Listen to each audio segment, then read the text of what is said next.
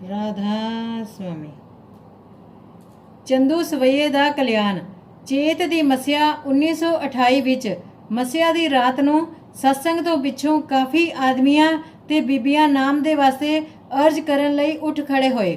ਸਾਰਿਆਂ ਦੀ ਅੱਡੋ ਅੱਡ ਕਤਾਰ ਬਣਾ ਦਿੱਤੀ ਗਈ। ਹਜੂਰ ਨੇ ਸਾਰਿਆਂ ਨੂੰ ਵੇਖਿਆ ਅਤੇ ਇੱਕ ਆਦਮੀ ਦੇ ਵੱਲ ਇਸ਼ਾਰਾ ਕਰਕੇ ਫਰਮਾਇਆ, ਇਸ ਨੂੰ ਨਾਮ ਨਹੀਂ ਮਿਲੇਗਾ। ਸੋਹਣ ਸਿੰਘ, ਤੁਸੀਂ ਆਦਮੀਆਂ ਦੇ ਨਾਮ ਲਿਖ ਲਵੋ। ਸਵੇਰੇ ਸਾਰਿਆਂ ਨੂੰ ਨਾਮ ਦੀ ਬਖਸ਼ਿਸ਼ ਕਰ ਦਿੱਤੀ ਗਈ। ਰਾਤ ਨੂੰ ਵੀ ਅਤੇ ਸਵੇਰ ਨੂੰ ਵੀ ਉਸ ਆਦਮੀ ਨੇ ਭਾਈ ਸਾਹਿਬ ਦੇਵਾ ਸਿੰਘ ਅਤੇ ਸੰਗਤ ਦੀ ਬਹੁਤ ਮਿਹਨਤ ਕੀਤੀ ਕਿ ਅਰਜ਼ ਕਰਕੇ ਉਸ ਨੂੰ ਵੀ ਨਾਮ ਦਿਵਾ ਦੇਵੋ। ਜਦੋਂ ਸਵੇਰੇ ਸੰਮਤ ਦਾ ਸਤਸੰਗ ਹੋ ਚੁੱਕਿਆ ਸੀ ਤੇ ਪ੍ਰਸ਼ਾਦ ਵੰਡਿਆ ਜਾ ਚੁੱਕਿਆ ਅਤੇ ਹਜੂਰ ਉੱਠਣ ਲੱਗੇ ਤਾਂ ਭਾਈ ਸਾਹਿਬ ਦੇਵਾ ਸਿੰਘ ਅਤੇ ਕੁਝ ਸੰਗਤ ਨੇ ਖੜੇ ਹੋ ਕੇ ਅਰਜ਼ ਕੀਤੀ, ਸੱਚੇ ਪਾਤਸ਼ਾਹ ਜੀ, ਜਿਸ ਆਦਮੀ ਨੂੰ ਆਪ ਜੀ ਨੇ ਨਾਮ ਦੇਣ ਤੋਂ ਨਾਂਹ ਕੀਤੀ ਸੀ ਉਹ ਸਾਰਿਆਂ ਦੀ ਬਹੁਤ ਮਿਹਨਤ ਕਰਦਾ ਹੈ ਨਾਮ ਦੇ ਵਾਸਤੇ, ਕਿਰਪਾ ਕਰਕੇ ਇਸ ਨੂੰ ਵੀ ਨਾਮ ਦੇ ਦੇਵੋ। ਤਾਂ ਹਜੂਰ ਨੇ ਫਰਮਾਇਆ, ਇਸ ਦਾ ਕਰਮ ਬੜਾ ਕਰੜਾ ਹੈ, ਇਹ ਨਾਮ ਦੇ ਲਾਇਕ ਨਹੀਂ ਹੈ। ਤਾਂ ਭਾਈ ਸਾਹਿਬ ਦੇਵਾ ਸਿੰਘ ਜੀ ਨੇ ਅਰਜ਼ ਕੀਤੀ, ਹਜੂਰ, ਪੰਜਵੇਂ ਪਾਤਸ਼ਾਹ ਜੀ ਨੇ ਸੰਗਤ ਦੇ ਕਹਿਣੇ ਤੇ ਚੰਦੂ ਸਵਈਏ ਦਾ ਰਿਸ਼ਤਾ ਨਾ ਮਨਜ਼ੂਰ ਕੀਤਾ ਸੀ, ਤਾਂ ਆਪ ਸਾਡੀ ਇਹ ਮਾਮੂਲੀ ਜਿਹੀ ਅਰਜ਼ ਵੀ ਨਹੀਂ ਮਨਜ਼ੂਰ ਕਰਦੇ। ਤਾਂ ਹਜੂਰ ਨੇ ਫਰਮਾਇਆ, ਇਹ ਮਾਮੂਲੀ ਗੱਲ ਨਹੀਂ ਹੈ, ਇਸ ਦਾ ਕਰਮ ਬਹੁਤ ਵੱਡਾ ਹੈ। ਤਾਂ ਭਾਈ ਸਾਹਿਬ ਨੇ ਅਰਜ਼ ਕੀਤੀ, ਸੱਚੇ ਪਾਤਸ਼ਾਹ ਜੀ, ਆਪ ਪਤਿਤ ਪਾਵਨ ਹੋ। कबीर साहब ने फरमाया है, कबीर पारस और संत में बड़ा अंतरा मान, वो लोक को कंचन करे वो कर ले आप समान। आप दया करके इस नू नाम देवो। ਤਾਂ ਹਜੂਰ ਨੇ ਫਰਮਾਇਆ, ਚੰਗਾ, ਤੁਸੀਂ ਜਿੱਦ ਕਰਦੇ ਹੋ ਤਾਂ ਨਾਮ ਦੇਵਾਂਗੇ ਤੇ ਕੱਲ ਸਵੇਰੇ ਦੇਵਾਂਗੇ। ਇਸ ਦੇ ਉਪਰੰਤ ਹਜੂਰ ਸਤਸੰਗ ਤੋਂ ਉੱਠ ਕੇ ਚਲੇ ਗਏ। ਅਗਲੇ ਦਿਨ ਉਸ ਆਦਮੀ ਨੂੰ ਵੀ ਨਾਮ ਬਖਸ਼ ਦਿੱਤਾ। ਨਾਮ ਦੇਣ ਤੋਂ ਪਿੱਛੋਂ ਹਜੂਰ ਨੇ ਫਰਮਾਇਆ, ਦੇਵਾ ਸਿੰਘ, ਤੁਸੀਂ ਇਸ ਆਦਮੀ ਨੂੰ ਜਾਣਦੇ ਹੋ ਕੌਣ ਹੈ? ਤਾਂ ਉਸ ਨੇ ਅਰਜ਼ ਕੀਤੀ, ਨਹੀਂ ਜੀ, ਮੈਨੂੰ ਤਾਂ ਮਾਲੂਮ ਨਹੀਂ, ਇਹ ਕਿੱਥੋਂ ਦਾ ਰਹਿਣ ਵਾਲਾ ਹੈ ਅਤੇ ਕੌਣ ਹੈ? ਤਾਂ ਹਜੂਰ ਨੇ ਫਰਮਾਇਆ, ਇਹ ਚੰਦੂ ਸਵਈਆ ਹੈ, ਇਸ ਨੇ ਪੰਜਵੇਂ ਪਾਤਸ਼ਾਹ ਨੂੰ ਕਸ਼ਟ ਦੇ ਕੇ ਸ਼ਹੀਦ ਕੀਤਾ ਸੀ। ਹੁਣ ਇਸ ਦਾ ਉਹ ਕਰਮ ਸਾਨੂੰ ਭੋਗਣਾ ਪਵੇਗਾ। ਸੰਗਤ ਤਾਂ ਛੁੱਟੀ ਲੈ ਕੇ ਚਲੀ ਗਈ ਅਤੇ ਰਾਤ ਨੂੰ ਹਜੂਰ ਦੇ ਖੱਬੇ ਪੱਟ ਤੇ ਫੋੜਾ ਨਿਕਲ ਆਇਆ। ਅਖੀਰ ਤਕਲੀਫ ਅਤੀ ਜ਼ਿਆਦਾ ਵੱਧ ਗਈ ਤਾਂ ਹਜੂਰ ਚੁਬਾਰੇ ਤੋਂ ਥੱਲੇ ਨਹੀਂ ਉਤਰ ਸਕਦੇ ਸੀ। ਸੰਗਤ ਮੱਸਿਆ ਤੇ ਆਈ ਜਾਂ ਅੱਗੇ ਪਿੱਛੇ ਆਈ ਤਾਂ ਸਾਰਿਆਂ ਨੂੰ ਕੇਵਲ ਆਉਣ ਵੇਲੇ ਚੁਬਾਰੇ ਵਿੱਚ ਬੁਲਾ ਕੇ ਇੱਕ ਵੇਰ ਦਰਸ਼ਨ ਦਿੱਤੇ ਅਤੇ ਜਦੋਂ ਕਿਸੇ ਨੇ ਛੁੱਟੀ ਲੈਣੀ ਹੁੰਦੀ ਤਾਂ ਹੁਕਮ ਹੁੰਦਾ ਕਿ ਪੌੜੀਆਂ ਦੇ ਥੱਲੇ ਹੀ ਮੱਥਾ ਟੇਕ ਕੇ ਚਲੇ ਜਾਓ। ਸੰਗਤ ਬਹੁਤ ਦੁਖੀ ਰਹਿਣ ਲੱਗੀ। ਇਹਨਾਂ ਦਿਨਾਂ ਵਿੱਚ ਹੀ ਇੰਦਰ ਸਿੰਘ ਪਿੰਡ ਰੋਡੇਵਾਲਾ, ਜ਼ਿਲ੍ਹਾ ਲਾਇਲਪੁਰ, ਜਿਹੜਾ ਸਤਿਗੁਰ ਦਾ ਸਿੱਖ ਸੀ, ਆਪਣੇ ਪਿੰਡ ਦੇ ਕਿਸੇ ਨੇੜੇ ਦੇ ਪਿੰਡ ਵਿੱਚ ਕਿਸੇ ਕੰਮ ਨੂੰ ਗਿਆ ਜਿੱਥੇ ਆਮ ਆਦਮੀ ਬੈਠੇ ਸੀ।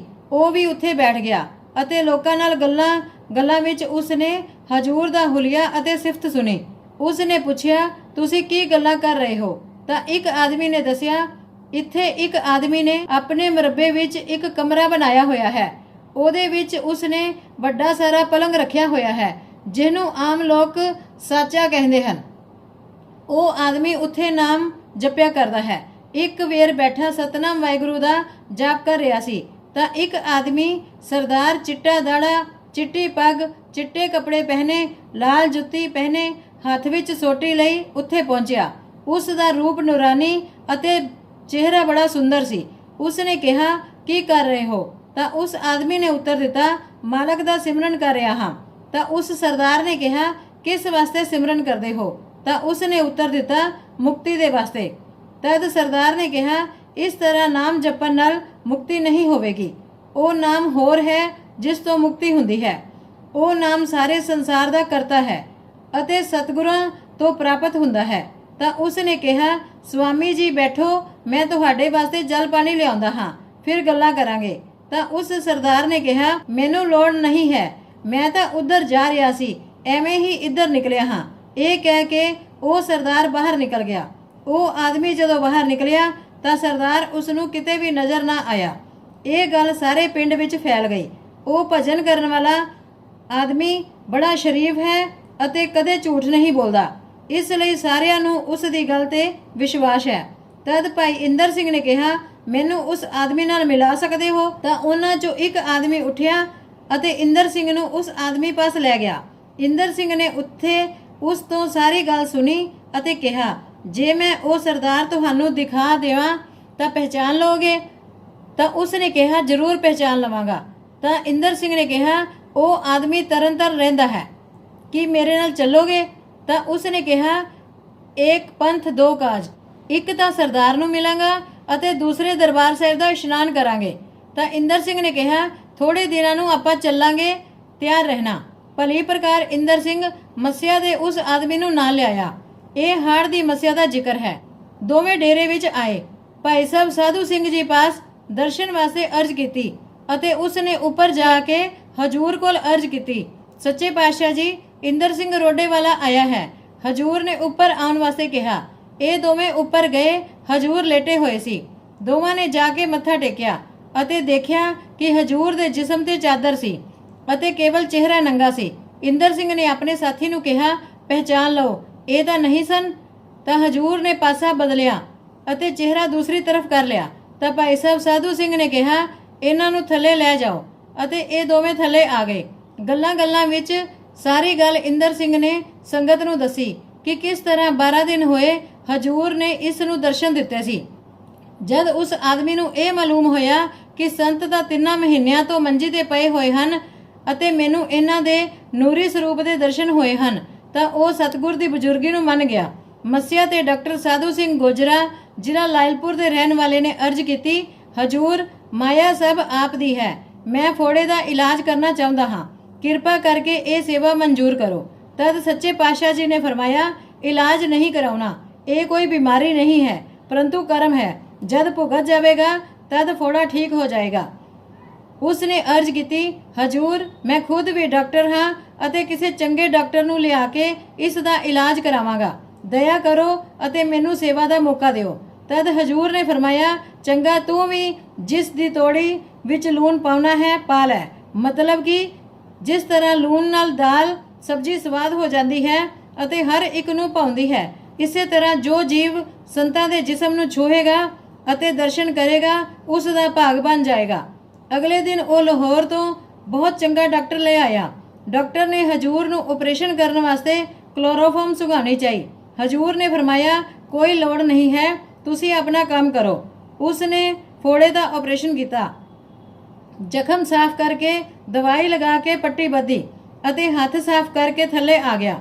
ਉਸ ਨੇ ਦੱਸਿਆ, ਸੰਤਾਂ ਦੇ ਬਦਨ ਦੇ ਸਪਰਸ਼ ਨਾਲ ਮੈਨੂੰ ਅਜਿਹਾ ਮਾਲੂਮ ਹੁੰਦਾ ਸੀ ਕਿ ਜਿਸ ਤਰ੍ਹਾਂ ਮੇਰਾ ਦਿਮਾਗ ਮਨਵਰ ਹੋ ਗਿਆ ਹੋਵੇ।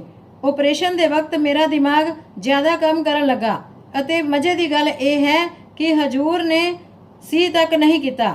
ਸੰਤ ਜ਼ਬਰਦਸਤ ਬਰਦਾਸ਼ਤ ਕਰਨ ਦੀ ਸ਼ਕਤੀ ਦੇ ਮਾਲਕ ਹਨ।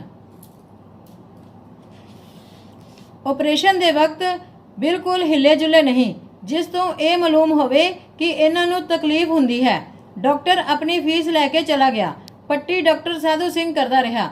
15 ਦਿਨ ਤੱਕ ਕੁਝ ਫਾਇਦਾ ਨਾ ਹੋਇਆ ਤਾਂ doctor Sadhu Singh Amritsar civil surgeon ਨੂੰ ਲਿਆਇਆ। ਉਸ ਨੇ ਵੀ ਆਪਣੇ ਤਜਰਬੇ ਦੇ ਅਧੀਨ ਇਲਾਜ ਆਰੰਭ ਕੀਤਾ। ਹਫ਼ਤੇ ਵਿੱਚ 2 ਵਾਰ ਡਾਕਟਰ ਸਾਧੂ ਸਿੰਘ ਉਸ ਨੂੰ ਲਿਆ ਕੇ ਜ਼ਖਮ ਦਿਖਾਉਂਦਾ, ਪਰੰਤੂ ਕੋਈ ਫਾਇਦਾ ਜ਼ਖਮ ਦੀ ਬਿਹਤਰੀ ਦਾ ਨਜ਼ਰ ਨਾ ਆਇਆ। 2 ਮਹੀਨੇ ਇਲਾਜ ਕਰ ਚੁੱਕਣ ਤੋਂ ਪਿੱਛੋਂ ਡਾਕਟਰ ਸਾਧੂ ਸਿੰਘ ਨੇ ਲਾਚਾਰ ਹੋ ਕੇ ਅਰਜ਼ ਕੀਤੀ, ਹਜੂਰ, ਮੈਂ ਗੁਸਤਾਖੀ ਕੀਤੀ ਹੈ ਜੋ ਆਪ ਨੂੰ ਨਾਹਕ ਤਕਲੀਫ ਦਿੱਤੀ। ਅਸਾਂ ਸਾਰਿਆਂ ਨੇ ਮਿਲ ਕੇ ਜਿੱਥੋਂ ਤੱਕ ਹੋ ਸਕਿਆ ਆਪਣਾ ਚਾਰਾ ਲਗਾ ਵੇਖਿਆ, ਪਰੰਤੂ ਇਹ ਜ਼ਖਮ ਭਰਨ ਵਿੱਚ ਨਹੀਂ ਆਉਂਦਾ। ਦਇਆ ਕਰਕੇ ਆਪਣੀ ਮੌਜ ਨਾਲ ਇਸ ਨੂੰ ਰਾਜੀ ਕਰੋ। ਤਾਂ ਹਜੂਰ ਨੇ ਫਰਮਾਇਆ, ਸਾਧੂ ਸਿੰਘ, ਅਸੀਂ ਤੁਹਾਨੂੰ ਪਹਿਲਾਂ ਹੀ ਕਿਹਾ ਸੀ ਕਿ ਇਹ ਕਰਮ ਹੈ, ਭੁਗਤ ਕੇ ਖਤਮ ਹੋਵੇਗਾ। ਇਹ ਬੜਾ ਜ਼ਬਰਦਸਤ ਕਰਮ ਹੈ ਅਤੇ ਹੁਣ ਛੇਤੀ ਰਾਜੀ ਨਹੀਂ ਹੋਵੇਗਾ। ਅਜੇ ਕੁਝ ਮੋਹਲਤ ਬਾਕੀ ਹੈ। ਭਾਦੋ ਦੀ ਮੱਸਿਆ ਤੱਕ ਡਾਕਟਰ ਸਾਧੂ ਸਿੰਘ ਦਾ 900 ਰੁਪਇਆ ਖਰਚ ਹੋ ਚੁੱਕਿਆ ਸੀ। ਉਦੋਂ ਕਣਕ ਦੀ ਕੀਮਤ 2 ਰੁਪਏ ਪ੍ਰਤੀ ਮਣ ਸੀ ਅਤੇ ਹੁਣ ਜਦੋਂ ਕਿ ਇਹ ਸਾਖੀ ਲਿਖੀ ਜਾ ਰਹੀ ਹੈ, ਕਣਕ ਦੀ ਕੀਮਤ 50 ਰੁਪਏ ਪ੍ਰਤੀ ਮਣ ਹੈ। ਇਤਨਾ ਖਰਚ ਕਰ ਚੁੱਕਣ ਤੇ ਵੀ ਜ਼ਖਮ ਨੂੰ ਰੱਤੀ ਭਰ ਫਾਇਦਾ ਨਾ ਹੋਇਆ ਤਾਂ ਡਾਕਟਰ ਸਾਧੂ ਸਿੰਘ ਛੁੱਟੀ ਲੈ ਕੇ ਚਲਾ ਗਿਆ। ਹੁਣ ਇੱਕ ਕਰਮ ਹਜੂਰ ਨੂੰ ਹੋਰ ਉਠਾਣਾ ਪਿਆ। ਉਹ ਇਸ ਤਰ੍ਹਾਂ ਕਿ ਕੱਤਕ ਦੇ ਮਹੀਨੇ ਦੀਵਾਲੀ 1927 ਵਿੱਚ ਗੁਰਦਿੱਤ ਸਿੰਘ ਛੱਬਰ, ਸਪੁੱਤਰ ਕੇਸਰ ਸਿੰਘ ਪਿੰਡ ਤਲਾਵਾ ਚੰਦੀਆਂ, ਚੱਕ ਨੰਬਰ 201, ਜ਼ਿਲ੍ਹਾ ਲਾਇਲਪੁਰ ਹਜੂਰ ਦੇ ਦਰਸ਼ਨ ਵਾਸਤੇ ਤਰਨਤਾਰਨ ਆਇਆ। ਦੀਵਾਲੀ ਤੋਂ ਪਿੱਛੋਂ ਏਕਮ ਨੂੰ ਇਸ ਨੇ ਸੰਗਤ ਦੇ ਨਾਲ ਛੁੱਟੀ ਮੰਗੀ। ਇਸ ਦੀ ਪਤਨੀ ਜਵਾਲੀ ਵੀ ਇਸ ਦੇ ਨਾਲ ਸੀ, ਜਿਸ ਨੂੰ ਦੀਵਾਲੀ ਤੋਂ ਪਹਿਲਾਂ ਪਿੰਡ ਪੈਜ ਕਪੂਰਥਲਾ ਦੇ ਨੇੜੇ ਆਪਣੇ ਸਹੁਰਿਆਂ ਤੋਂ ਲਿਆਇਆ ਸੀ। ਇਸ ਦੇ ਛੁੱਟੀ ਮੰਗਣ ਤੇ ਹਜੂਰ ਨੇ ਫਰਮਾਇਆ ਸੀ, ਗੁਰਦਿੱਤ ਸਿੰਘ, ਤੈਨੂੰ ਪਿੰਡ ਵਿੱਚ ਕੋਈ ਕੰਮ ਤਾਂ ਨਹੀਂ ਹੈ, ਤੈਨੂੰ ਅਜੇ ਛੁੱਟੀ ਨਹੀਂ ਮਿਲੇਗੀ। ਕੋਲੋਂ ਭਾਈ ਸਾਹਿਬ ਦੇਵਾ ਸਿੰਘ ਨੇ ਵੀ ਕਿਹਾ, ਗੁਰਦਿੱਤ ਸਿੰਘ, ਜਦ ਸਤਿਗੁਰ ਕਹਿੰਦੇ ਹਨ ਤਾਂ ਨਾ ਜਾਓ। ਸਤਿਗੁਰ ਦੇ ਬਚਨ ਮੰਨਣ ਵਿੱਚ ਫਾਇਦਾ ਹੁੰਦਾ ਹੈ। ਉਸ ਦਿਨ ਤਾਂ ਉਸਨੇ ਬਚਨ ਮੰਨ ਕੇ ਛੁੱਟੀ ਨਾ ਲਈ। ਅਗਲੇ ਦਿਨ ਫਿਰ ਉਸਨੇ ਛੁੱਟੀ ਮੰਗੀ। ਹਜੂਰ ਨੇ ਫਿਰ ਛੁੱਟੀ ਦੇਣੋਂ ਇਨਕਾਰ ਕਰ ਦਿੱਤਾ, ਪਰੰਤੂ ਉਸਨੇ ਜਿੱਦ ਕਰਕੇ ਛੁੱਟੀ ਮੰਗੀ ਤਾਂ ਹਜੂਰ ਨੇ ਫਰਮਾਇਆ, ਤੈਨੂੰ ਕੋਈ ਖਾਸ ਕੰਮ ਤਾਂ ਨਹੀਂ ਹੈ, ਜਿੱਦ ਕਰਦੇ ਹੋ ਤਾਂ ਜਾਓ, ਪਰੰਤੂ ਦੁਖੀ ਹੋਵੋਗੇ। ਉਹ ਫਿਰ ਵੀ ਛੁੱਟੀ ਲੈ ਕੇ ਚਲਾ ਗਿਆ। ਪਿੰਡ ਜਾ ਕੇ ਪਹਿਲੋਂ ਤੋਂ ਮਿੱਥੇ ਹੋਏ ਪ੍ਰੋਗਰਾਮ ਦੇ ਮੁਤਾਬਿਕ ਆਪਣੇ ਭਾਈ ਗੁਰਬਚਨ ਸਿੰਘ ਅਤੇ ਜਵਾਲੀ ਦੀ ਭੂਆ ਦੇ ਜਵਾਈ ਲਾਭ ਸਿੰਘ ਪਿੰਡ ਕਾਦਰਵਾਲਾ ਗੋਜਰੇ ਦੇ ਲਾਗੇ ਜ਼ਿਲ੍ਹਾ ਲਾਇਲਪੁਰ ਦੇ ਨਾਲ ਪਿੰਡ ਕਾਦਰਵਾਲੇ ਡਾਕਾ ਮਾਰਿਆ। ਉੱਥੇ ਇੱਕ ਵਿਧਵਾ ਬਜ਼ੁਰਗ ਮਾਤਾ ਰਹਿੰਦੀ ਸੀ। ਉਸ ਦਾ ਕੇਵਲ ਇੱਕ 11 ਸਾਲ ਦਾ ਲੜਕਾ ਉਸ ਦੇ ਪਾਸ ਰਹਿੰਦਾ ਸੀ। ਇਹਨਾਂ ਦਾ ਪਿਛਲਾ ਘਰ ਲਛਮਣਸਰ ਅੰਮ੍ਰਿਤਸਰ ਵਿੱਚ ਸੀ। ਡਾਕੇ ਦੇ ਵੇਲੇ ਗੁਰਦਿੱਤ ਸਿੰਘ ਦੇ ਪਾਸ ਇੱਕ ਨਟ 3 ਦੀ ਰਾਈਫਲ ਅਤੇ ਇੱਕ ਪਿਸਤੌਲ ਸੀ। ਜਦ ਉਸ ਔਰਤ ਨੇ ਰੋਲਾ ਪਾ ਕੇ ਮਦਦ ਦੇ ਲਈ ਪਿੰਡ ਵਾਲਿਆਂ ਨੂੰ ਬੁਲਾਉਣਾ ਚਾਹਿਆ ਤਾਂ ਗੁਰਦਿੱਤ ਸਿੰਘ ਨੇ ਜ਼ੋਰ ਨਾਲ ਉਸ ਦਾ ਮੂੰਹ ਦਬਾ ਦਿੱਤਾ, ਜਿਸ ਨਾਲ ਉਹ ਮਰ ਗਈ। ਉਸ ਦੇ ਘਰੋਂ ਕਰੀਬ 5 ਮਣ ਪੱਕੀ ਚਾਂਦੀ ਦੇ ਰੁਪਏ, 5.5 ਸਿਰ ਸੋਨੇ ਦੇ ਗਹਿਣੇ ਅਤੇ 45,000 ਦੇ ਨੋਟ ਇਹਨਾਂ ਨੇ ਚੁੱਕੇ। ਉਸ ਦੇ ਲੜਕੇ ਦੀ ਤਰਫ ਕਿਸੇ ਨੇ ਧਿਆਨ ਨਹੀਂ ਦਿੱਤਾ ਸੀ ਅਤੇ ਉਹ ਚੁੱਪਚਾਪ ਬਾਹਰ ਨਿਕਲ ਗਿਆ ਅਤੇ ਗਵਾਂਢੀਆਂ ਨੂੰ ਖਬਰ ਕਰ ਦਿੱਤੀ। ਇਸ ਤਰ੍ਹਾਂ ਪਿੰਡ ਵਾਲਿਆਂ ਨੂੰ ਪਤਾ ਲੱਗ ਚੁੱਕਾ ਸੀ ਅਤੇ ਉਹਨਾਂ ਨੇ ਰਸਤਾ ਰੋਕ ਛੱਡਿਆ ਸੀ। ਜਦੋਂ ਰੁਪਇਆ ਉਠਾ ਕੇ ਚੱਲੇ ਤਾਂ ਇੱਕ ਲਾਲਟੇਨ ਵਾਲੇ ਨੇ ਰੋਲਾ ਪਾ ਦਿੱਤਾ, ਇਹ ਹਨ ਚੋਰ। ਤਾਂ ਗੁਰਦਿੱਤ ਸਿੰਘ ਨੇ ਰਾਈਫਲ 'ਚੋਂ ਉਸ ਨੂੰ ਗੋਲੀ ਮਾਰੀ ਅਤੇ ਉਹ ਪਹਿਲੀ ਹੀ ਗੋਲੀ ਨਾਲ ਮਰ ਗਿਆ। ਰਾਈਫਲ ਵਿੱਚ 11 ਗੋਲੀਆਂ ਦਾ ਮੈਗਜ਼ੀਨ ਸੀ। ਇਸ ਨੇ ਲੋਕਾਂ ਦੇ ਪਿੱਛੇ ਭੱਜ ਕੇ ਗੋਲੀਆਂ ਚਲਾਈਆਂ। ਲੋਕ ਡਰਦੇ ਮਾਰੇ ਘਰਾਂ ਵਿੱਚ ਵੜ ਗਏ। ਨੰਬਰ ਚੰਗ ਬ੍ਰਾਂਚ ਤੇ ਆ ਕੇ ਉਹਨਾਂ ਨੇ ਰੁਪਏ ਵੰਡ ਲਏ। ਸੋਨੇ ਦੇ ਗਹਿਣੇ ਅਤੇ ਨੋਟ ਗੁਰਦਿੱਤ ਸਿੰਘ ਨੇ ਜ਼ਾਹਰ ਨਾ ਕੀਤੇ। ਰੁਪਏ ਖੁਦ ਥੋੜੇ ਲੈ ਕੇ ਅਤੇ ਉਹਨਾਂ ਨੂੰ ਜ਼ਿਆਦਾ ਦੇ ਕੇ ਉਹਨਾਂ ਨੂੰ ਖੁਸ਼ ਕਰ ਦਿੱਤਾ। ਇਹ ਦੋਵੇਂ ਭਰਾ ਵਾਪਸ ਗੋਜਰੇ ਨੂੰ ਚਲੇ ਗਏ ਅਤੇ ਰੇਲ ਤੇ ਚੜ੍ਹ ਕੇ ਵਾਪਸ ਪਿੰਡ ਆ ਗਏ। ਸਵੇਰੇ ਗੁਰਦਿੱਤ ਸਿੰਘ ਨੇ ਲਾਇਲਪੁਰ ਤੋਂ ਨੋਟਾਂ ਦੇ ਪੌਂਡ ਵਟਾ ਲਏ ਅਤੇ ਘਰ ਆ ਕੇ ਪੌਂਡ ਇੱਕ ਗਾਗਰ ਵਿੱਚ ਪਾ ਕੇ ਦੱਬ ਦਿੱਤੇ। ਰੁਪਏ ਅਤੇ ਗਹਿਣੇ ਦੂਸਰੇ ਭਾਂਡੇ ਵਿੱਚ ਪਾ ਕੇ ਜ਼ਮੀਨ ਵਿੱਚ ਅੱਡ ਦੱਬ ਦਿੱਤੇ। ਉਸੇ ਦਿਨ ਹੀ ਲਾਭ ਸਿੰਘ ਪਿੰਡ ਕਾਦਰਵਾਲਾ ਗ੍ਰਿਫਤਾਰ ਹੋ ਗਿਆ। ਪੁਲਿਸ ਨੇ ਉਸ ਤੋਂ ਰੁਪਏ ਵੀ ਬਰਾਮਦ ਕਰ ਲਏ ਅਤੇ ਉਹ ਵਾਅਦਾ ਮਾਫ ਗਵਾਹ ਬਣ ਗਿਆ। ਉਸ ਨੇ ਗੁਰਦਿੱਤ ਸਿੰਘ ਅਤੇ ਗੁਰਬਚਨ ਸਿੰਘ ਦਾ ਨਾਂ ਦੱਸ ਦਿੱਤਾ ਅਤੇ ਪੁਲਿਸ ਨੇ ਇਹਨਾਂ ਦੋਵਾਂ ਨੂੰ ਵੀ ਆ ਕੇ ਗ੍ਰਿਫਤਾਰ ਕਰ ਲਿਆ। ਗੁਰਬਚਨ ਸਿੰਘ ਦੀ ਥੋੜੀ ਹੀ ਮੁਰੰਮਤ ਹੋਈ ਤਾਂ ਉਸ ਨੇ ਆਪਣੇ ਹਿੱਸੇ ਦਾ ਰੁਪਇਆ ਕੱਢ ਕੇ ਦੇ ਦਿੱਤਾ ਅਤੇ ਕਿਹਾ, ਗੁਰਦਿੱਤ ਸਿੰਘ ਦੇ ਪਾਸ ਵੀ ਰੁਪਏ ਹਨ। ਪਰੰਤੂ ਗੁਰਦਿੱਤ ਸਿੰਘ ਬੜਾ ਸਖਤ ਜਾਨ ਸੀ। ਪੁਲਿਸ ਦੀ ਕੁੱਟਮਾਰ ਵੀ ਇਸ ਨੂੰ ਬਿਆਨ ਦੇਣ ਤੋਂ ਰਜਾਮੰਦ ਨਾ ਕਰ ਸਕੀ। ਅਦਾਲਤ ਵਿੱਚ ਜਾ ਕੇ ਗੁਰਬਚਨ ਸਿੰਘ ਵੀ ਆਪਣੇ ਬਿਆਨ ਦੇਣੋਂ ਮੁਨੱਕਰ ਹੋ ਗਿਆ। ਮੁਕੱਦਮਾ ਸੈਸ਼ਨ ਦੇ ਹਵਾਲੇ ਹੋ ਗਿਆ। ਸੈਸ਼ਨ ਵਿੱਚ ਬਿਆਨ ਹੋਣ ਤੋਂ ਪਿੱਛੋਂ ਲਾਭ ਸਿੰਘ ਵਾਅਦਾ ਮੁਆਫ ਗਵਾਹ ਨੂੰ ਜ਼ਮਾਨਤ ਤੇ ਛੱਡ ਦਿੱਤਾ ਗਿਆ, ਪਰੰਤੂ ਇਹਨਾਂ ਦੋਵਾਂ ਭਰਾਵਾਂ ਦੀ ਜ਼ਮਾਨਤ ਨਾ ਹੋਈ। ਸੁਲਤਾਨੀ ਗਵਾਹ ਦੇ ਮਾਲ ਬਰਾਮਦ ਕਰਨ ਦੇ ਮੌਕਿਆਂ ਦੇ ਗਵਾਹਾਂ ਨੇ ਪੂਰੀ ਗਵਾਹੀ ਦਿੱਤੀ। ਸੈਸ਼ਨ ਜੱਜ ਕਸ਼ਮੀਰ ਦਾ ਇੱਕ ਦੀਵਾਨ ਸਾਹਿਬ ਸੀ। ਉਸ ਨੇ ਫੈਸਲਾ ਸੁਣਾਇਆ, ਸੁਲਤਾਨੀ ਗਵਾਹ ਦੀ ਗਵਾਹੀ ਤੇ ਮੈਂ ਗੁਰਦਿੱਤ ਸਿੰਘ ਨੂੰ 2 ਕਤਲਾਂ ਵਾਸਤੇ ਫਾਂਸੀ ਦੀ ਸਜ਼ਾ ਦਿੰਦਾ ਹਾਂ ਅਤੇ ਗੁਰਬਚਨ ਸਿੰਘ ਨੂੰ 7 ਸਾਲ ਕੈਦ। ਇਹਨਾਂ ਦੀ ਮਾਤਾ ਚੰਦੀ ਜੇਲ੍ਹ ਵਿੱਚ ਇਹਨਾਂ ਦੀ ਮੁਲਾਕਾਤ ਵਾਸਤੇ ਗਈ ਅਤੇ ਉਸ ਨੇ ਕਿਹਾ, ਤੁਹਾਡੀ ਅਪੀਲ ਕੀਤੀ ਗਈ ਹੈ। ਅੱਜ ਤੱਕ ਮੁਕੱਦਮੇ ਦੇ 15,000 ਰੁਪਇਆ ਲੱਗ ਚੁੱਕਾ ਹੈ। ਹੁਣ ਹਾਈ ਕੋਰਟ ਵਿੱਚ ਅਪੀਲ ਦੇ ਵਾਸਤੇ 2 ਵਕੀਲ ਕੀਤੇ ਹਨ। ਇੱਕ ਅੰਮ੍ਰਿਤਸਰ ਵਾਲਾ ਪਿਟਮੈਨ ਦੇਸੀ ਵਕੀਲ ਅਤੇ ਇੱਕ ਅੰਗਰੇਜ਼ ਟੁੰਡਾ ਵਕੀਲ ਕੀਤਾ ਹੈ। ਉਹਨਾਂ ਨੂੰ 5,000 ਰੁਪਇਆ ਦਿੱਤਾ ਹੈ। ਮੁਕੱਦਮੇ ਦੇ ਹੋਰ ਵੀ ਖਰਚ ਹੋਵੇਗਾ। ਇਸ ਲਈ 2 ਕਿੱਲੇ ਜ਼ਮੀਨ ਗਹਿਣੇ ਰੱਖਦਿਆਂ ਤਾਂ ਗੁਰਦਿੱਤ ਸਿੰਘ ਨੇ ਦੱਸਿਆ, ਇੱਕ ਬਰਤਨ ਵਿੱਚ ਮੈਂ ਕਾਫੀ ਰੁਪਇਆ ਅਤੇ ਸੋਨੇ ਦੇ ਗਹਿਣੇ ਦੱਬੇ ਹੋਏ ਹਨ। ਉਹ ਫਲਾਣੀ ਨੁੱਕਰ ਚੋਂ ਕੱਢ ਲਓ। ਗਹਿਣੇ ਸੰਭਾਲ ਕੇ ਰੱਖਣੇ ਅਤੇ ਰੁਪਇਆ ਵਰਤੋਂ ਵਿੱਚ ਲਿਆਉਣਾ। ਅਤੇ ਮਾਤਾ ਨੂੰ ਕਿਹਾ, ਤਰਨਤਾਰਨ ਜਾ ਕੇ ਸਤਿਗੁਰਾਂ ਦੇ ਚਰਨਾਂ ਵਿੱਚ ਅਰਜ਼ ਕਰਨੀ, ਉਹ ਹੀ ਮੇਰੀ ਜਾਨ ਬਖਸ਼ੀ ਕਰਨਗੇ ਤਾਂ ਬਚ ਸਕਦਾ ਹਾਂ। ਮਾਤਾ ਚੰਦੀ ਵਾਪਸ ਪਿੰਡ ਆ ਗਈ ਅਤੇ ਰੁਪਇਆ ਕੱਢਿਆ ਅਤੇ ਫਿਰ ਤਰਨਤਾਰਨ ਸਤਿਗੁਰਾਂ ਦੇ ਚਰਨਾਂ ਵਿੱਚ ਹਾਜ਼ਰ ਹੋਈ। ਉਸ ਨੇ ਅਰਜ਼ ਕੀਤੀ, ਸੱਚੇ ਪਾਤਸ਼ਾਹ ਜੀ, ਗੁਰਦਿੱਤ ਸਿੰਘ ਨੇ ਡਾਕਾ ਮਾਰਿਆ ਸੀ ਅਤੇ ਉਸ ਤੋਂ 2 ਕਤਲ ਵੀ ਹੋ ਗਏ ਸੀ। ਸੈਸ਼ਨ ਤੋਂ ਉਸ ਨੂੰ ਫਾਂਸੀ ਦੀ ਸਜ਼ਾ ਹੋਈ ਹੈ। ਦਇਆ ਕਰੋ, ਤੁਹਾਡਾ ਹੀ ਆਸਰਾ ਹੈ, ਉਹਦੇ ਬਿਨਾ ਮੇਰਾ ਕੌਣ ਹੈ। ਤਾਂ ਹਜੂਰ ਨੇ ਫਰਮਾਇਆ, ਬੀਬੀ ਅਸਾਂ ਤਾਂ ਉਸ ਨੂੰ ਬਹੁਤ ਰੋਕਿਆ ਸੀ, ਉਹ ਸਾਡੇ ਰੋਕੇ ਨਾ ਰੁਕਿਆ, ਅਸੀਂ ਉਹਨੂੰ ਕੀ ਕਰੀਏ।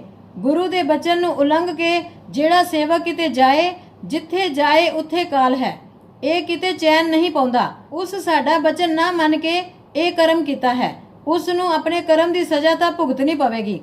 ਤਦ ਮਾਤਾ ਚੰਦੀ ਨੇ ਰੋ ਰੋ ਕੇ ਫਰਿਆਦ ਕੀਤੀ, ਹਜੂਰ, ਆਪ ਦਾ ਬੱਚਾ ਹੈ, ਗਲਤੀ ਕਰ ਬੈਠਾ ਹੈ, ਆਪ ਨਾ ਬਖਸ਼ੋਗੇ ਤਾਂ ਹੋਰ ਕੌਣ ਬਖਸ਼ੇਗਾ। ਤਾਂ ਹਜੂਰ ਨੇ ਫਰਮਾਇਆ, ਬੀਬੀ ਅਸੀਂ ਕਿਸ ਕਿਸ ਦਾ ਕਰਮ ਉਠਾਈਏ, ਅੱਗੇ ਹੀ ਸਾਨੂੰ ਇੱਕ ਬਹੁਤ ਜ਼ਬਰਦਸਤ ਕਰਮ ਉਠਾਣਾ ਪਿਆ ਹੈ। ਪਾਸ ਬੈਠੀ ਬੀਬੀ ਗੁਰਦਈ ਨੇ ਵੀ ਅਰਜ਼ ਕੀਤੀ, ਹਜੂਰ ਦਇਆ ਕਰੋ, ਆਪ ਦਾ ਬੱਚਾ ਹੈ, ਗਲਤੀ ਕਰ ਬੈਠਾ ਹੈ, ਆਪ ਨਾ ਬਖਸ਼ੋਗੇ ਤਾਂ ਹੋਰ ਕੌਣ ਬਖਸ਼ੇਗਾ। ਤਦ ਹਜੂਰ ਨੇ ਫਰਮਾਇਆ, ਚੰਗਾ ਬੀਬੀ, ਤੇਰੀ ਮਰਜ਼ੀ, ਜਿੱਥੇ 100 ਉੱਤੇ 125, 10 ਦਿਨ ਹੋਰ ਸਹੀ। ਚੰਦੀ ਨੂੰ ਫਰਮਾਇਆ, ਅੱਛਾ ਜਾਓ, ਦਇਆ ਕਰ ਦਿੱਤੀ, ਫਾਂਸੀ ਤੋਂ ਬਚ ਜਾਵੇਗਾ। ਉਸ ਨੇ ਜਾ ਕੇ ਗੁਰਦਿੱਤ ਸਿੰਘ ਨੂੰ ਦੱਸਿਆ, ਹਜੂਰ ਨੇ ਫਰਮਾਇਆ ਹੈ ਕਿ ਦਇਆ ਕਰਾਂਗੇ। ਦੁੱਖ में सिमरन सब करे, सुख में करे न कोय, जो सुख में सिमरन करे, दुख काहे को होए। ਸੈਸ਼ਨ ਤੋਂ ਫਾਂਸੀ ਦੀ ਸਜ਼ਾ ਪਾਉਣ ਤੋਂ ਪਿੱਛੋਂ ਗੁਰਦਿੱਤ ਸਿੰਘ ਨੂੰ ਸਾਹਮਣੇ ਮੌਤ ਨਜ਼ਰ ਆ ਰਹੀ ਸੀ। ਹੁਣ ਉਹ ਰੋਜ਼ਾਨਾ ਬਹੁਤ ਭਜਨ ਕਰਨ ਲੱਗਾ। ਜਿਸ ਦਿਨ ਹੁਕਮ ਦੀ ਤਾਰੀਖ ਸੀ, ਇਹ ਭਜਨ ਵਿੱਚ ਪਹਿਰ ਰਾਤ ਰਹਿੰਦੀ ਬੈਠ ਗਿਆ। ਐਸਾ ਮਾਲੂਮ ਹੋਇਆ ਕਿ ਸੁਪਰਡੈਂਟ ਜੇਲ੍ਹ ਅਤੇ ਕਈ ਦੂਸਰੇ ਅਫਸਰ ਆਏ ਹੋਏ ਹਨ ਅਤੇ ਇਸ ਨੂੰ ਕਿਹਾ, ਉੱਠੋ, ਤੇਰਾ ਫਾਂਸੀ ਦਾ ਵਕਤ ਨੇੜੇ ਹੈ। ਸਾਹਮਣੇ ਸਤਿਗੁਰ ਵੀ ਨਜ਼ਰ ਆ ਰਹੇ ਸੀ। ਇਸ ਨੇ ਇਸ਼ਨਾਨ ਕੀਤਾ। ਜਦ ਇਸ ਨੂੰ ਪਿੱਛੇ ਹੱਥਕੜੀ ਲਗਾ ਕੇ ਲੈ ਗਏ ਤੇ ਫਾਂਸੀ ਦੇ ਤਖਤੇ ਤੇ ਚੜਾ ਕੇ ਇਸ ਦੇ ਪੈਰ ਬੰਨ੍ਹ ਦਿੱਤੇ ਗਏ, ਸਿਰ ਤੇ ਟੋਪੀ ਚੜਾ ਕੇ ਬੰਨ੍ਹ ਦਿੱਤੀ ਗਈ ਅਤੇ ਗਲ ਵਿੱਚ ਰੱਸਾ ਪਾਇਆ ਗਿਆ। ਤਾਂ ਇਸ ਵਕਤ ਵੀ ਇਸ ਦੇ ਸਾਹਮਣੇ ਸਤਿਗੁਰ ਨਜ਼ਰ ਆ ਰਹੇ ਸੀ। ਇੱਕ ਅਫਸਰ ਨੇ ਕਿਹਾ, ਸਭ ਠੀਕ ਹੈ। ਆਵਾਜ਼ ਆਈ, ਸਭ ਠੀਕ ਹੈ। ਤਦ ਉਸ ਨੇ ਕਿਹਾ, 1 2 3। ਇਹ ਕਹਿੰਦੇ ਹੀ ਉਹ ਤਖਤੇ ਇੱਕ ਹੋ ਗਏ ਅਤੇ ਗੁਰਦਿੱਤ ਸਿੰਘ ਨੂੰ ਇੱਕ ਝਟਕਾ ਲੱਗਾ। ਝਟਕਾ ਲੱਗਣ ਤੇ ਭਜਨ ਵਿੱਚ ਬੈਠਾ ਗੁਰਦਿੱਤ ਸਿੰਘ ਪਿੱਛੇ ਡਿੱਗ ਪਿਆ। ਤਦ ਉਸ ਨੂੰ ਮਾਲੂਮ ਹੋਇਆ ਕਿ ਉਸ ਜੋ ਕੁਝ ਵੇਖਿਆ, ਭਜਨ ਵਿੱਚ ਬੈਠੇ ਹੀ ਸਤਿਗੁਰ ਨੇ ਉਸ ਦੀ ਫਾਂਸੀ ਭੁਗਤਾ ਦਿੱਤੀ ਹੈ। ਹੁਣ ਉਸ ਨੂੰ ਫਾਂਸੀ ਦੀ ਸਜ਼ਾ ਨਹੀਂ ਮਿਲੇਗੀ। ਜਦੋਂ ਇਸ ਨੂੰ ਪੇਸ਼ੀ ਦੇ ਲਈ ਅਦਾਲਤ ਵਿੱਚ ਲਿਜਾਇਆ ਗਿਆ ਤਾਂ ਇਸ ਦੇ ਪਿੰਡੋਂ ਕਾਫੀ ਲੋਕ ਅਤੇ ਗਵਾਂਢੀ ਪਿੰਡੋਂ ਮੁਸਲਮਾਨ ਦੋਸਤ ਵੀ ਆਏ ਹੋਏ ਸੀ।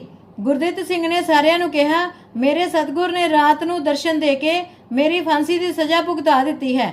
ਹੁਣ ਮੈਨੂੰ ਫਾਂਸੀ ਦੀ ਸਜ਼ਾ ਨਹੀਂ ਮਿਲੇਗੀ। ਅਦਾਲਤ ਨੇ ਹੁਕਮ ਸੁਣਾਇਆ, ਗੁਰਦਿੱਤ ਸਿੰਘ 10 ਸਾਲ ਕੈਦ ਅਤੇ ਗੁਰਬਚਨ ਸਿੰਘ 7 ਸਾਲ ਕੈਦ ਬਹਾਲ ਰਹੇਗੀ। ਜਦੋਂ ਜੇਲ੍ਹ ਤੋਂ ਰਿਹਾ ਹੋਇਆ ਤਾਂ ਸਿੱਧਾ ਸਤਿਗੁਰ ਦੇ ਚਰਨਾਂ ਵਿੱਚ ਹਾਜ਼ਰ ਹੋਇਆ। ਹਜੂਰ ਨੇ ਫਰਮਾਇਆ, ਗੁਰਦਿੱਤ ਸਿੰਘ, ਤੂੰ ਬਚਨ ਨਾ ਮੰਨਿਆ, ਖੁਦ ਵੀ ਦੁਖੀ ਹੋਇਆ ਅਤੇ ਸਾਨੂੰ ਵੀ ਦੁੱਖ ਦਿੱਤਾ। ਤਾਂ ਉਸ ਨੇ ਹੱਥ ਜੋੜ ਗਲ ਵਿੱਚ ਪੱਲਾ ਪਾ ਕੇ ਖੜੇ ਹੋ ਕੇ ਮਾਫੀ ਮੰਗੀ ਅਤੇ ਕਿਹਾ, ਅੱਗੇ ਐਸਾ ਕਰਮ ਨਹੀਂ ਕਰਾਂਗਾ। ਹਜੂਰ ਨੇ ਦਇਆ ਕੀਤੀ ਤੇ ਮਾਫੀ ਦੇ ਦਿੱਤੀ ਅਤੇ ਅੱਗੇ ਨੂੰ ਹੁਕਮ ਮੰਨਣ ਦੀ ਤਾਕੀਦ ਕੀਤੀ। ਗੁਰਬਚਨ ਸਿੰਘ ਵੀ 5 ਸਾਲ ਸਜ਼ਾ ਭੁਗਤ ਕੇ ਰਿਹਾ ਹੋ ਗਿਆ ਸੀ। ਜਦ ਇਹਨਾਂ ਦੋਵਾਂ ਕਰਮਾਂ ਦਾ ਭੁਗਤਾਨ ਹੋ ਗਿਆ ਤਾਂ ਹਜੂਰ ਨੇ ਇੱਕ ਦਿਨ ਕੱਤਕ ਦੇ ਮਹੀਨੇ ਵਿੱਚ ਫਰਮਾਇਆ, ਸੋਹਣ ਸਿੰਘ, ਹੁਣ ਸਾਡਾ ਡਾਕਟਰ ਆ ਗਿਆ ਹੈ, ਹੁਣ ਫੋੜਾ ਰਾਜੀ ਹੋ ਜਾਵੇਗਾ, ਜਾਓ ਆਪਣੀ ਮਲਮ ਲਿਆਓ।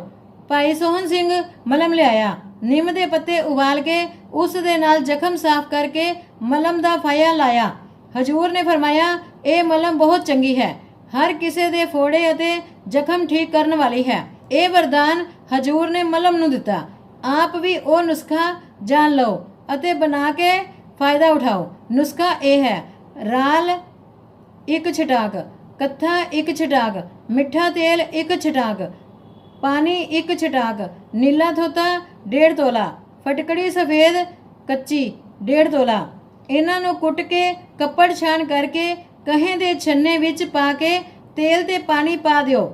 ਨਿੰਮ ਜਾਂ ਕਿੱਕਰ ਦੇ ਡੰਡੇ ਨਾਲ ਲਗਾਤਾਰ 5 ਘੰਟੇ ਰਗੜੋ, ਮਲਮ ਤਿਆਰ ਹੋ ਜਾਵੇਗੀ। ਹਜੂਰ ਇਸ ਮਲਮ ਨੂੰ ਲਾਉਂਦੇ ਰਹੇ। ਇਹ ਮਲਮ ਬਣਾ ਕੇ ਬਾਬਾ ਬਿਸ਼ਨ ਸਿੰਘ ਜੀ ਗੇਟਕੀਪਰ ਪਾਸ ਰੱਖ ਦਿੱਤੀ ਸੀ ਅਤੇ ਜੋ ਚਾਹੁੰਦਾ ਸੇਵਾਦਾਰ ਤੋਂ ਆ ਕੇ ਫਾਇਆ ਲਗਵਾ ਜਾਂਦਾ ਸੀ। ਦੀਵਾਲੀ ਤੱਕ ਹਜੂਰ ਚੱਲਣ ਫਿਰਨ ਲੱਗੇ। ਦੀਵਾਲੀ ਤੇ ਸਤਸੰਗ ਵੀ ਫਰਮਾਉਂਦੇ ਰਹੇ। ਦੀਵਾਲੀ ਤੋਂ 10 ਦਿਨ ਪਿੱਛੋਂ ਜਦ ਹਜੂਰ ਪੌੜੀਆਂ ਉਤਰ ਕੇ ਟਹਿਲਦੇ ਹੋਏ ਸੜਕ ਵਾਲੇ ਦਰਵਾਜ਼ੇ ਦੇ ਸਾਹਮਣੇ ਤੋਂ ਆ ਕੇ ਸਿੰਘਾਸਨ ਵਾਲੇ ਕਮਰੇ ਦੀ ਵੱਲੋਂ ਸਤਸੰਗ ਘਰ ਨੂੰ ਆਏ ਤਾਂ ਹੱਥ ਵਿੱਚ ਸੋਟੀ ਦਾ ਇਸ਼ਾਰਾ ਲਿਆ ਹੋਇਆ ਸੀ। ਸਤਸੰਗ ਘਰ ਵਿੱਚ ਭਾਈ ਸਾਹਿਬ ਠਾਕੁਰ ਸਿੰਘ ਜੀ ਰਾਜਾ ਜੰਗ ਹਵੇਲੀ ਗਠੀਆਂ ਵਾਲੇ ਇਕੱਲੇ ਲੇਟੇ ਹੋਏ ਸੀ। 9:30 ਵਜੇ ਦਾ ਵਕਤ ਸੀ। ਭਾਈ ਸਾਹਿਬ ਠਾਕੁਰ ਸਿੰਘ ਨੇ ਵੇਖਿਆ ਅਤੇ ਉੱਠ ਕੇ ਖੜਾ ਹੋ ਗਿਆ। ਉਸ ਨੇ ਦਿਲ ਵਿੱਚ ਕਿਹਾ ਕਿ ਹਜੂਰ ਦਾ ਸਰੀਰ ਅਜੇ ਕਮਜ਼ੋਰ ਹੈ, ਜੋ ਸੋਟੀ ਦਾ ਸਹਾਰਾ ਲੈ ਕੇ ਚਲਦੇ ਹਨ। ਉਸੇ ਵੇਲੇ ਹਜੂਰ ਨੇ ਸੋਟੀ ਹੱਥ ਵਿੱਚ ਘੁਮਾਉਣੀ ਸ਼ੁਰੂ ਕਰ ਦਿੱਤੀ ਅਤੇ ਮਸਕਰੀਆਂ ਵਿੱਚ ਹੱਸਦੇ ਹੋਏ ਚਲੇ ਗਏ। ਉਹਨਾਂ ਦਾ ਸਰੀਰ ਕਾਫੀ ਮੋਟਾ ਨਜ਼ਰ ਆਉਣ ਲੱਗਾ। ਹਜੂਰ ਦੇ ਸਿਰ ਤੇ ਤੋਲੀਆ, ਗਲੇ ਵਿੱਚ ਕੁਰਤਾ ਅਤੇ ਕਛਹਿਰਾ ਪਹਿਨੇ ਹੋਏ ਸੀ। ਕਿਸੇ ਬਹੁਤ ਮੋਟੇ ਪਹਿਲਵਾਨ ਵਾਂਗ ਹਜੂਰ ਦੇ ਪੱਟ ਢਲਕ ਕੇ ਚਲਦੇ ਵਕਤ ਗੋਡਿਆਂ ਤੇ ਆਏ ਹੋਏ ਸੀ। ਹਜੂਰ ਨੇ ਫਰਮਾਇਆ, ਤੂੰ ਇੱਥੇ ਇਕੱਲਾ ਖੜਾ ਹੈ? ਤਾਂ ਉਸ ਨੇ ਅਰਜ਼ ਕੀਤੀ, ਜੀ ਹਾਂ। ਤਾਂ ਹਜੂਰ ਨੇ ਫਰਮਾਇਆ, ਚੰਗਾ, ਅਸੀਂ ਹੁਣ ਇਸ਼ਨਾਨ ਕਰਨਾ ਹੈ ਅਤੇ ਗੁਸਲਖਾਨੇ ਵਿੱਚ ਚਲੇ ਗਏ। ਹਜੂਰ ਦੇ ਜਿਸਮ ਨੂੰ ਇੰਨਾ ਮੋਟਾ ਵੇਖ ਕੇ ਉਹ ਬੜਾ ਖੁਸ਼ ਹੋਇਆ। ਹਜੂਰ ਦੀ ਦਇਆ ਅਤੇ ਨਰਮ ਸੁਭਾਅ, ਮਿੱਠੇ ਬੋਲ ਦੇ ਕਰਕੇ ਸੰਗਤ ਦਾ ਸਤਿਗੁਰ ਨਾਲ ਬਹੁਤ ਪਿਆਰ ਸੀ। ਫੋੜਾ ਹੋਣ ਦੇ ਕਾਰਨ ਸੰਗਤ ਨੂੰ ਦਰਸ਼ਨ ਬਹੁਤ ਘੱਟ ਹੁੰਦੇ ਸੀ ਅਤੇ ਸੰਗਤ ਕਈ ਦਿਨ ਰਹਿ ਕੇ ਜਾਂਦੀ, ਫਿਰ ਛੇਤੀ ਹੀ ਦਰਸ਼ਨ ਦੇ ਵਾਸਤੇ ਆ ਜਾਂਦੀ। ਇਹੋ ਵਜ੍ਹਾ ਸੀ ਕਿ ਭਾਈ ਸਾਹਿਬ ਠਾਕੁਰ ਸਿੰਘ ਦੀਵਾਲੀ ਦੇ ਪਿੱਛੋਂ ਦੂਸਰੀ ਵੇਰ ਆਏ ਹੋਏ ਸੀ। ਹੁਣ ਸਤਿਗੁਰਾਂ ਦਾ ਸਰੀਰ ਬਿਲਕੁਲ ਠੀਕ ਸੀ। ਕਰਮ ਚੰਦੂ ਸਵਈਏ ਦਾ ਅਤੇ ਗੁਰਦਿੱਤ ਸਿੰਘ ਛੱਬਰ ਦਾ ਭੁਗਤ ਚੁੱਕੇ ਸੀ। ਚੰਦੂ ਸਵਈਏ ਦੇ ਕਰਮਾਂ ਦੀ ਵਜ੍ਹਾ ਕਰਕੇ ਸੰਗਤ ਉਸ ਨੂੰ ਘ੍ਰਿਣਾ ਦ੍ਰਿਸ਼ਟੀ ਨਾਲ ਵੇਖਦੀ ਅਤੇ ਸਭ ਉਸ ਨੂੰ ਚੰਦੂ ਸਵਈਆ ਕਹਿਣ ਲੱਗੇ।